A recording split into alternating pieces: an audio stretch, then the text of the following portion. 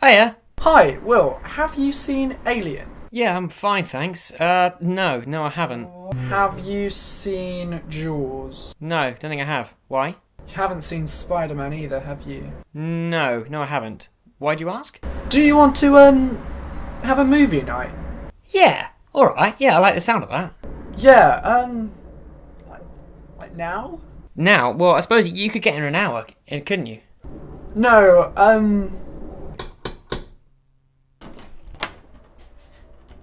James, what the hell are you doing here? Drove movie night? I kind of assumed you'd say yes. It's 10:30. It's getting cold. Can I come in? Well, I mean, James, I gotta say, it's kind of a bit... Thanks, man.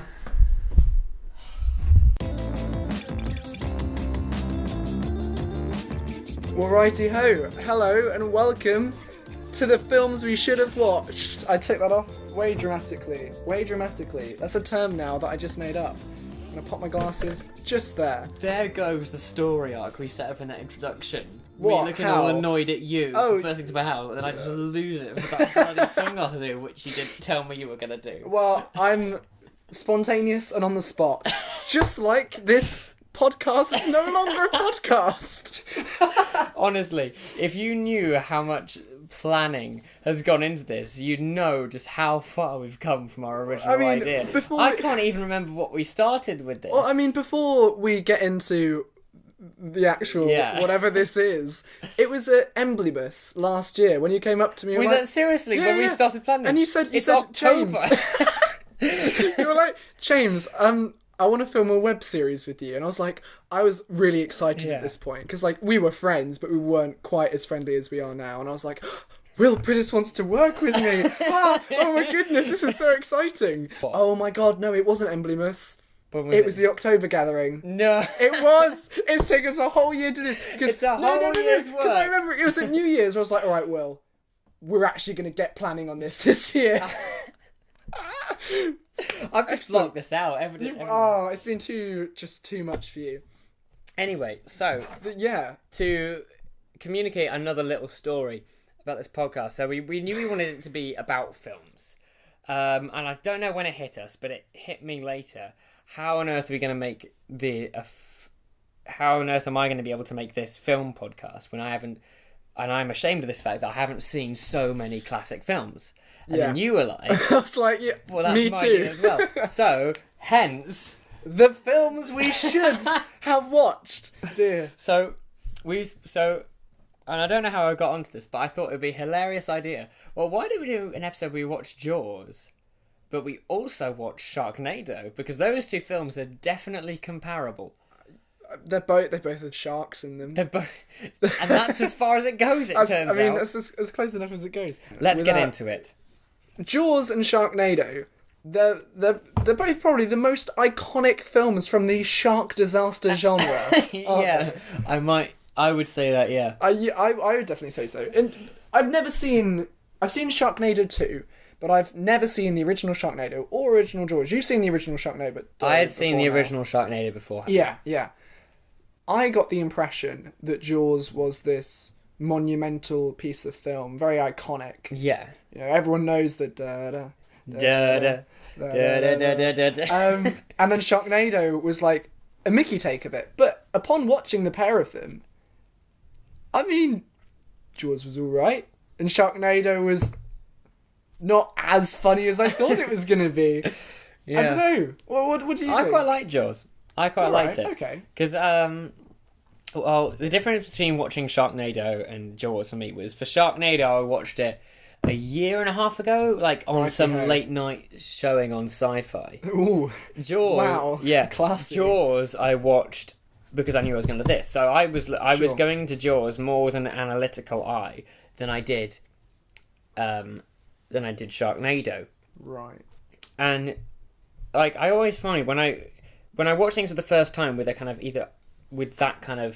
I always come up with things slightly different of it, because I actually came out of Jaws like really like appreciating how clever it actually was.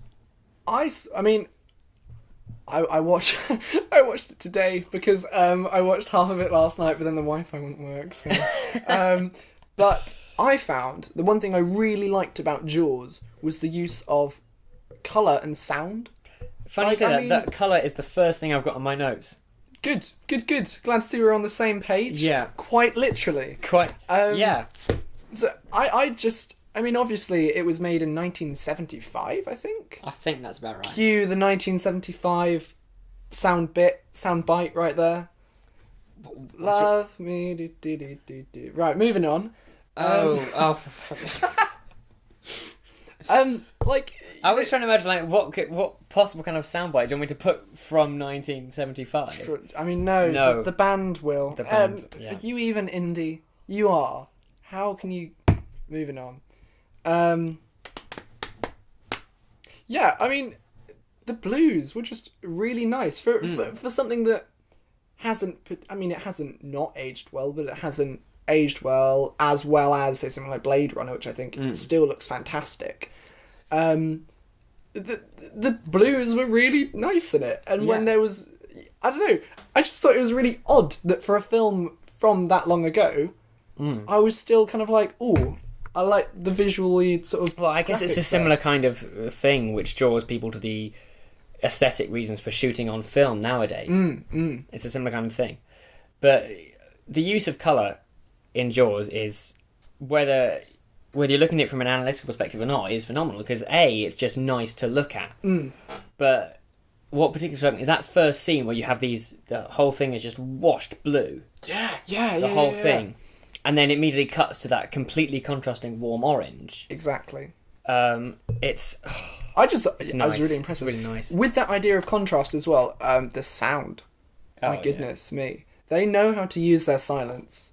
I was wholeheartedly impressed. I mean, I've been writing a film recently. Have you? I have been writing a film recently. Further ahead than I am. True. And I found it really sort of not difficult, but really I've been very conscious of trying to balance empty space with filled space, and it's kind of difficult to an extent. I don't know, maybe I'm just rubbish at writing, quite possibly, but I thought it's a tricky thing to master. Yeah, and I thought Jaws did it really, really well. Yeah. And they used it for completely different emotions. Like, they used it for the fear in terms of the suspense, and then they used it as well when he was just like chilling with his kid, and I just thought that was incredible to see the sort of the contrast between silence being used for drama and then silence being used for sort of this comfort and relaxed scene. And when there was noise, it was sharp and it was well placed. I almost got the sense that theme actually followed the shark. Did you get that? Oh, elaborate. I don't know, but just I only had this thought later on. I didn't quite think about it enough to be able to give a detailed analytical perspective on it, which is most of the things I've written down. Sure. But I think it was on one of them where sort of it gradually got louder as the shark got closer, and then got quieter again as the shark passed by. Oh. So I'd love to give it another watch and sort of test that theory. Do it. But yeah. No, I mean, getting back to a more general sense, unless you want to add anything else, I just thought Jaws was alright. It was good fun. I mean, obviously, I thought the colour was really nice. I thought the sound was really nice. On another note, what I did think was really nice about Jaws is the framing. Right. I love the framing. Oh, right, okay. Yeah. I didn't pick up on the framing too much. Can you name some specifics? Well, the first one is the big long shot with Brody and Larry and their entourage on the car ferry. The thing about that shot is the fact that they shot it on a real ferry. The camera's static for most of the time. The actors are static for most of the time. And yet it's still interesting because it's the background that moves. So you still get a sense of where they're going and everything you needed to communicate the information in that shot. Sure. But it's just something which makes it a bit more interesting than just having a long take of the camera just sat there. I like that. That's good. No, I didn't pick up on that. I know, but I just thought the use of movement in the frame is so intelligent in that. Because you have things like the bit where the boat drifts past and you see the bike cut out of it. Oh, like things are always. I wrote down a quote here, didn't I? Go for it. Martin Scorsese, or Skisies. I don't even know. Skisies. Definitely not skisies, but I wanted to make a joke out of that line. Skisies. Anyway, he said, Excellent. Martin said, cinema is a matter of what's in the frame and what's out. You might have heard that quote before. I have heard that before, Yeah, actually. I didn't know it was Martin Scorsese. Oh, there we are. But I just thought this one is so clever in the way it does that, because without even knowing, you are extrapolating information from what's outside the frame. Yes. It's just, and then one shot, which is just honourable mention. You might not even remember this.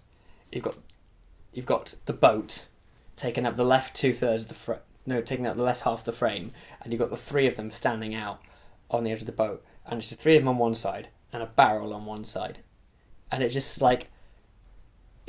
feels like such a face-off, because although obviously there's more stuff on the left hand side, it feels like the power is equally balanced, because although you've got a big boat and three people on one end, on the other one you've just got a barrel, which means big man-eating shark. Yeah. So even though it's not equally balanced in terms of what's in the frame, the power dynamic just comes across so well there. Yeah, no, I now that you've explained that, I completely agree.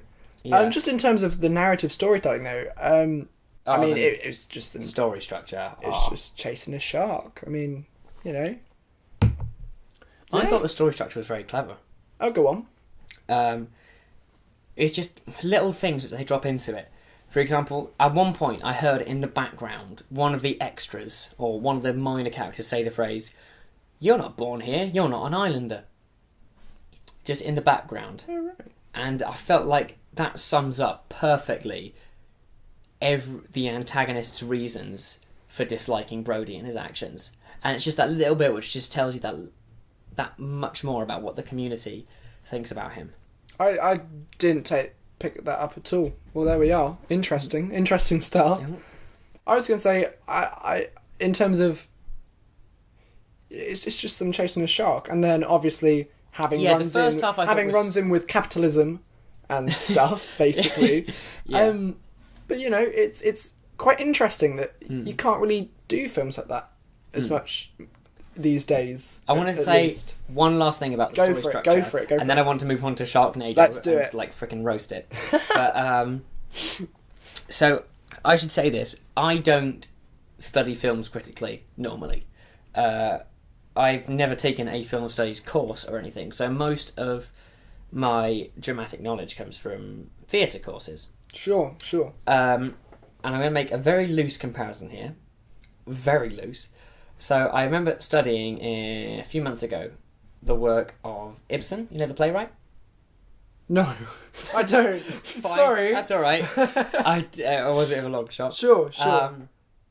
But one thing that Ibsen is known for is his tension. And we did a lesson on Ibsen-style tension. And right. It's not... Sure. This is not in any way comparable to Ibsen-style tension. It's not very much the same, but you can still see some of the techniques used. So I remember the one thing that really sticks out to me about the way Ibsen used tension was a very, very slow drip feed of information with lots of implicature. Sure. And it's not quite the same thing in Jaws. It's definitely not. But you can see the parallels, like that kind of drip feeding of information and slow, implicature of exposition. Where in Sharknado, I just heard someone on the news going, "There's a big hurricane coming to town," or something like that. Where I agree. It's much the script is much more intelligent. I mean, the same goes for the way they showed the shark, the Jaws. Yeah, hardly ever see it. You hardly ever see it until the end, where you actually sort of start to get. I mean, it's this one really sort of funny bit where he's throwing chum over the side, and then he looks back. There's just Jaws just right there, which felt a little bit silly, but I mean, whatever. Third act of the film, you've got to beef it up a bit. But you never did actually see the full shark. I mean, you sort of did when it was underwater, and you had the cage underwater. But the point is, when you're building up the tension to that sort of moment of the shark reveal and stuff, you don't see anything. It's very mysterious. It's very mysterious and very much, with horror at least. Sometimes the scariest thing is not being able to see anything. It's what you don't see that's quite scary. One thing I want to say is we're saying this like we're actually making comparisons. Like, yes, I thought this was much better than a Sharknado. It like feels like we're making some kind of profound comparison. Like, obviously, Jaws was going to be better than Sharknado. Obviously, it was. We're just having a bit of fun, though, aren't we? Jaws I thought is just a establish this. Spielberg blockbuster. And Sharknado is a made-for-TV B movie. Obviously.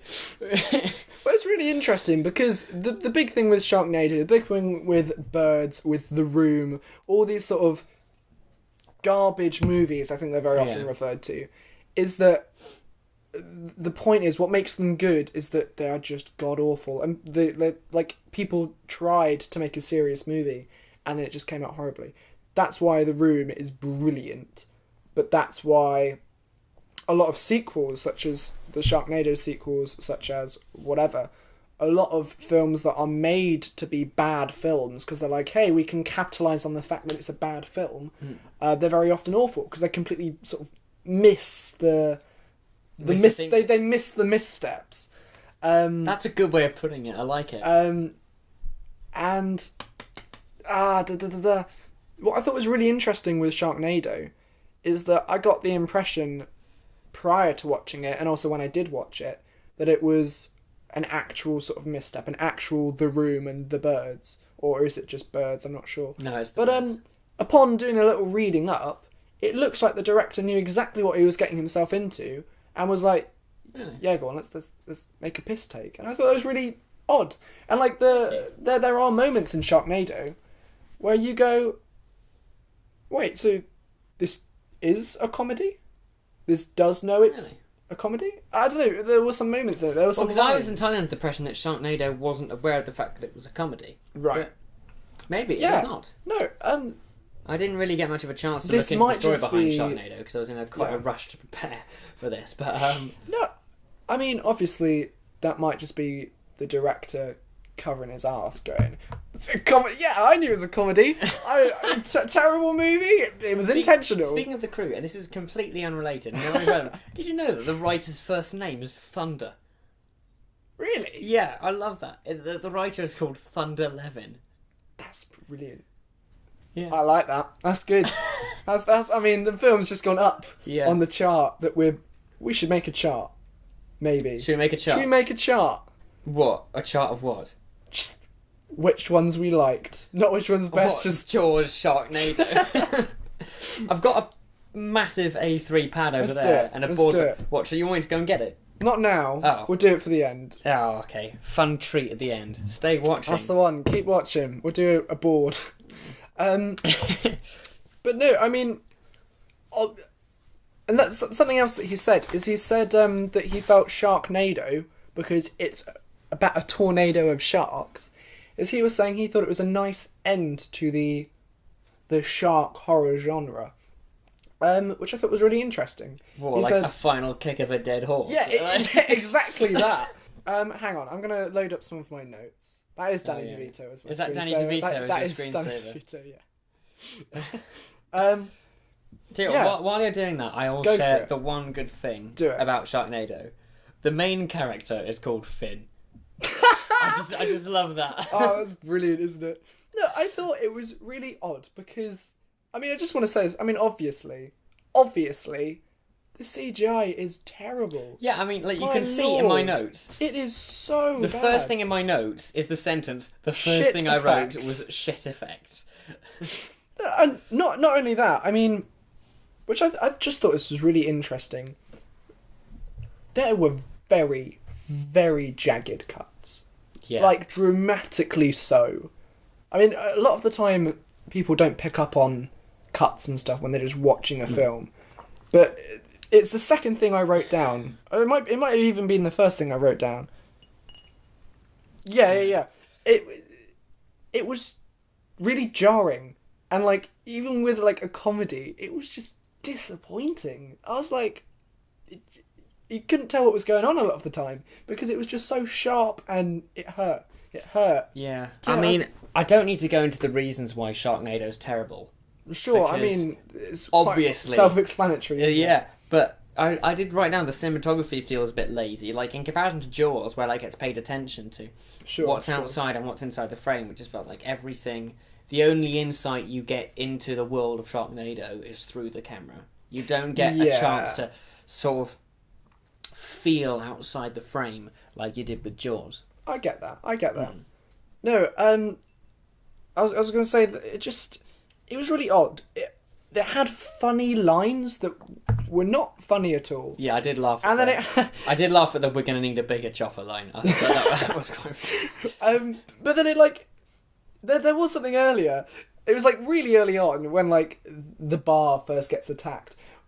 I think it's where he's had his like the buddy character. What, George?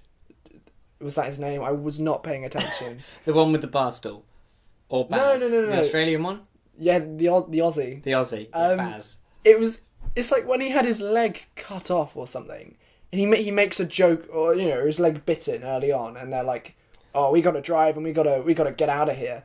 Just before that, he's like, "Oh, my leg really hurts," and he like makes a joke about it, and then someone laughs, and he's like, "It's not funny." Like, I didn't spot that. Just the script was just bizarre. I was like, "What? That doesn't make any sense." Yeah. And like, oh dear, the script was just bizarre. Like, it tried to be funny, it wasn't funny. It tells a joke, says, "Stop laughing at the joke I just told you." Yeah. It was just, I don't know. It just felt, even for a bad movie. Sorry, I just realised I forgot to take my tea bag out. There was a line that was, "Oh crap, oh god, ouch," after some guy had been bitten by a shark. I was like, I think he was being, no, he was being eaten by a shark. And he went, "Oh crap, oh god, ouch." Really? Oh. So what I find is like, when you're writing fiction, yes, or you're just devising it, you have that kind of disconnect with reality. Mm. So I find it's quite. I don't know if I'm making this as an excuse for it or not, but I'm just saying I've made the same mistake because like when you're making a work of fiction, sure, it's hard to remember to apply all the laws of how you would normally react to something. Right. Yeah. Like for example, I once was doing a devised play for school, and there's this one scene where I need to like wrench open a manhole cover and then move it to the side, which sounds fine. But what I was doing, and I didn't realise this until my drama teacher pointed out, was I was spending like 10 seconds like with this mind crowbar, miming like really just pushing it off, finally crack it open and just go, and just like throw it away as if it was like a feather. And she was like, "You do realise you've just sort of like kicked this out the way?" Yeah. When you've just previously in mind that it's like 10,000 tons. No. Oh. I think that's definitely an issue that you run into with writing, but I think there are some things. Obviously, you were saying that's like improv, basically, right? Well, it wasn't improv. We had actually rehearsed this like 5 times before. Oh, right, sure. But there's a big difference between sort of doing something like that and then like actually writing something, filming something, editing something, and not sort of picking up on these things. And it just felt lazy. Another note I have done on the kind of believability. Is that it? Is that a word? Go for it. Believability of the film. So I thought I think the reason Jaws works as a film. I mean,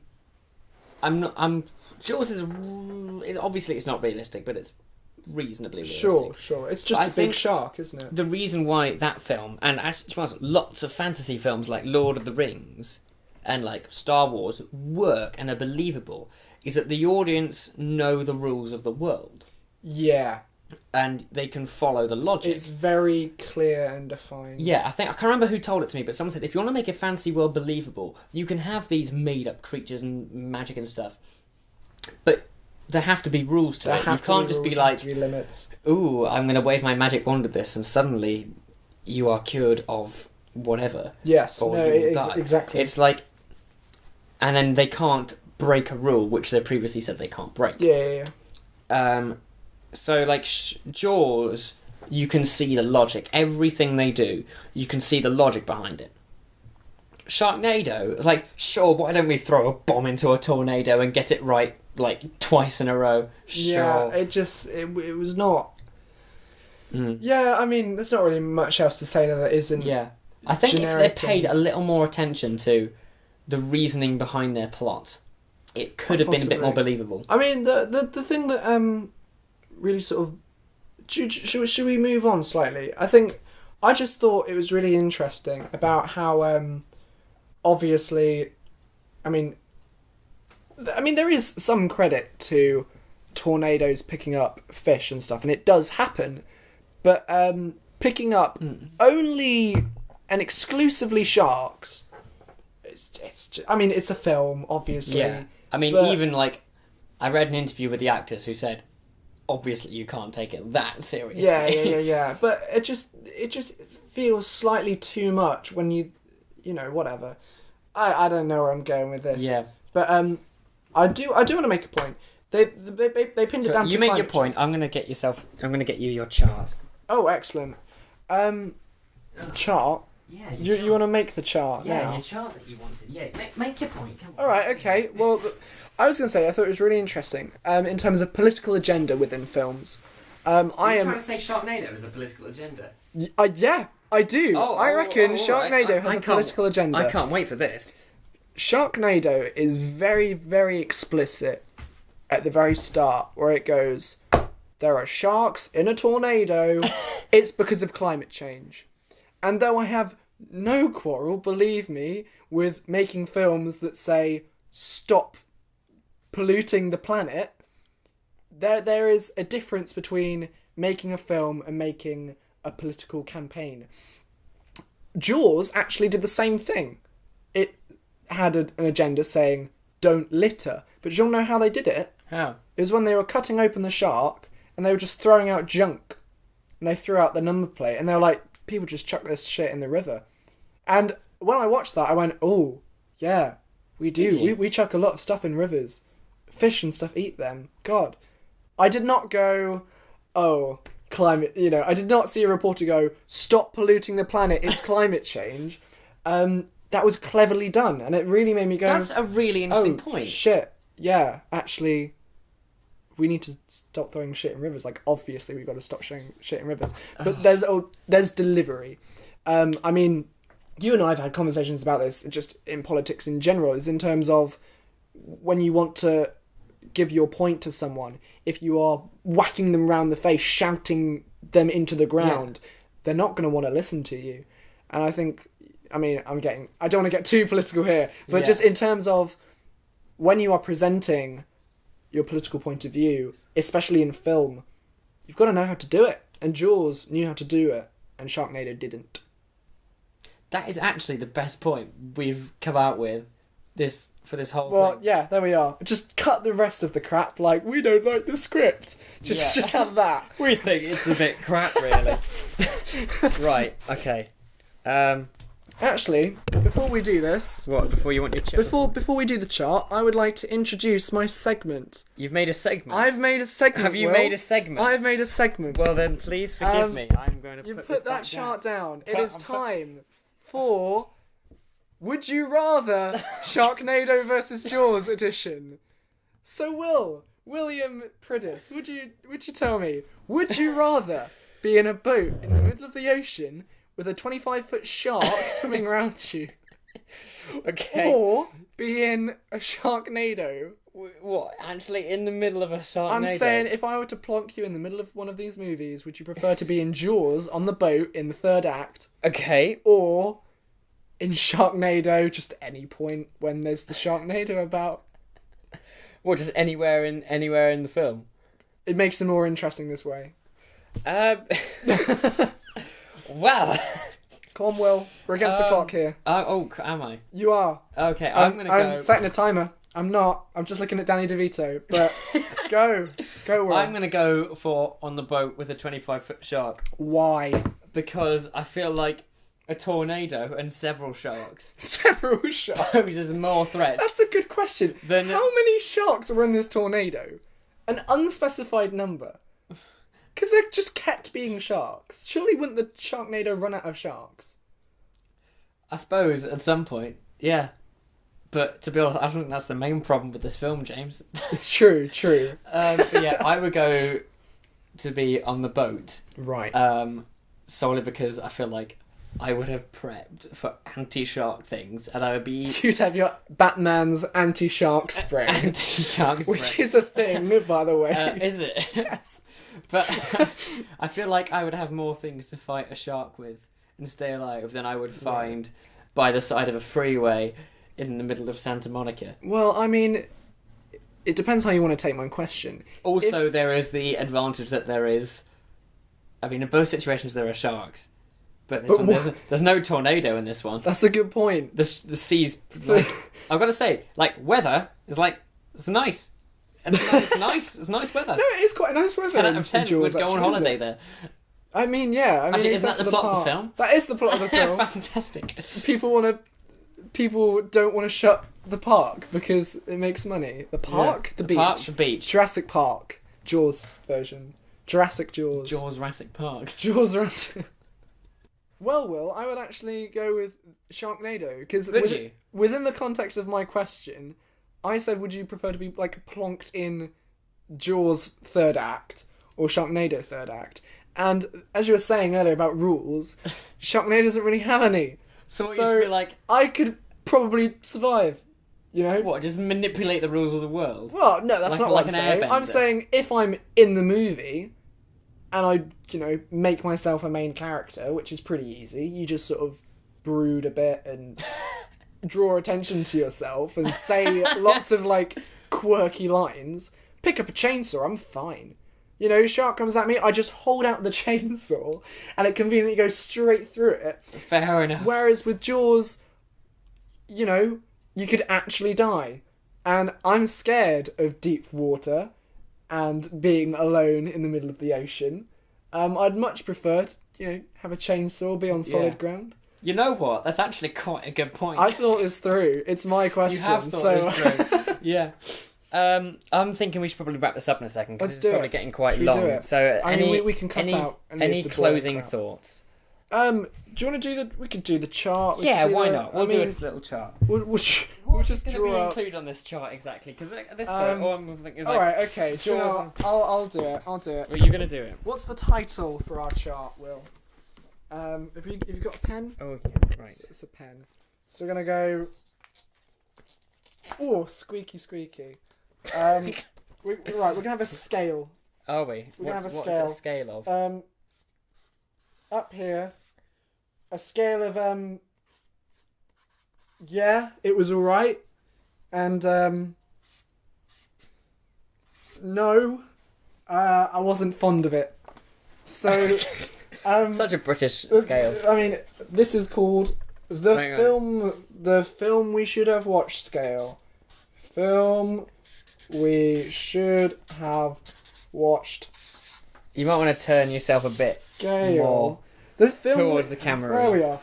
I just have drawn on my... Hang on, that's... Okay, thank goodness that is still recording. We should have watched thank goodness. Scale. We're going to have yeah and no. So whereabouts would you put Jaws, Will, on the films we should have watched on scale? The films we should have watched scale? I'm going to put it a kind of... I'm going to put Jaws here. You want to pop Jaws there? I'm going to put Jaws there. Okay, just, we're going to just chin level. So this is going to be pilot. We go Jaws. Nice colour. Oh, we're putting like a kind of 2 stars and a wish. No, just say nice colour. Just nice colour. Because it was. And Sharknado. Sharknado. Oh, I've got to give it credit because the first time I watched it, I was pissing myself the whole way through. All right. Okay. So I wasn't. I was relatively bored in Sharknado. So I'm gonna go with a solid. I'm gonna put him there. I think. All right. Okay. We'll do it there. It's not the worst film I've ever watched. Again, the pilot. And we'll go Sharknado. Just bad. Just bad. Just bad. Just bad. Well, there we are. That is the films we should have watched with Will and James.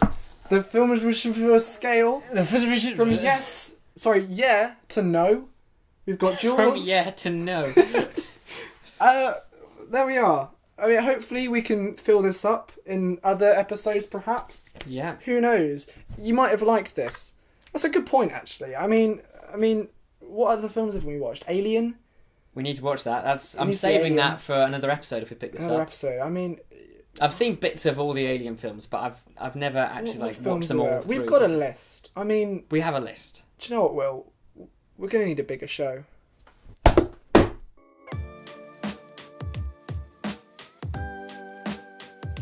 That was a Jaws reference! Hey! You did it! Yes! You did it! It's tickets a year! Yay! Achieved peak reference. Make sure to give us a like and tweet us on social media. Oh, Tweet us on social media. Go to Facebook and tweet us. tweet us. So, Do you want your Twitter account Oh, it's so you can be tweeted? Bing Jim with a little underscore at the end. And I'm Weil Hazy. That's spelled. I can't bother to spell it out, so just wind chime effect. Hazy. if you're feeling spicy. I don't know why I said that, but if you're feeling spicy, you can head over to James's channel you right could. now, where You could if you want. will be carving carved Have. pumpkins. Should we wrap this up? I thought we already did, but we just sort of waffled on a bit, didn't we? Yeah, didn't we? All right, okay. Bye-bye. Cool.